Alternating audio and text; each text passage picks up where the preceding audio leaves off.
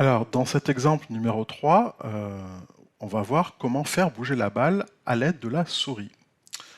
Alors pour cela, dans la bibliothèque P5, il existe des variables prédéfinies, c'est-à-dire qui ont été créées par d'autres programmeurs que nous-mêmes. Par exemple, la variable mousex. Mouse, ça veut dire souris, et x, c'est la direction suivant x, de l'horizon. Et mousey, c'est la position de la souris verticale. D'accord? Donc ces deux variables stockent tout simplement les positions de la souris suivant l'axe x et suivant l'axe y. Donc, essayons d'utiliser cette variable mousex, par exemple, pour faire bouger notre cercle. Donc, je reviens ici. Donc, par exemple, au premier cercle, tu vois, je vais remplacer la valeur 50 par mousex. D'accord? Alors, j'ai plus besoin de tous les autres cercles, hein, je peux les effacer. Voilà. Et ce que je vais faire, c'est je vais afficher le contenu de cette variable mousex, je vais l'afficher dans la console qui est en dessous. Donc pour afficher dans la console, je fais un console.log, log ça veut dire donne-moi l'accès, d'accord? Et je mets mousex à l'intérieur, ça veut dire que je vais afficher le contenu de cette variable. Donc du coup, si je regarde la console, tu vois, au départ je suis à 0 parce que je me situe, la souris elle est là, elle est à gauche. Hein. Mais dès que je me situe sur l'écran, tu vois, 1, 4, je me déplace vers la droite, 10, 14, 17, 19, etc. etc. J'ai mon cercle qui bouge en même temps que ma souris.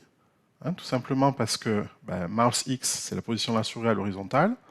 Donc je vais ici vers le maximum et je vais arriver vers 400, puisque l'écran, notre toile va jusqu'à 400, d'accord? Hop, j'y suis, presque, voilà, je suis à 400.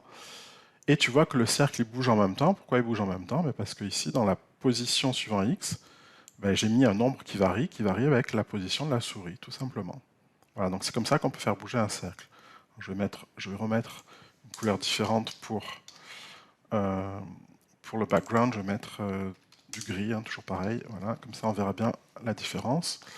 Donc j'ai un cercle jaune qui se déplace ici sur l'écran.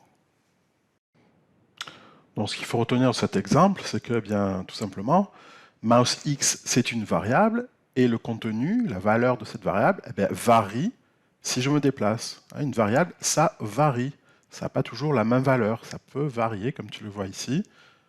Mousex prend différentes valeurs suivant que je me déplace sur l'écran.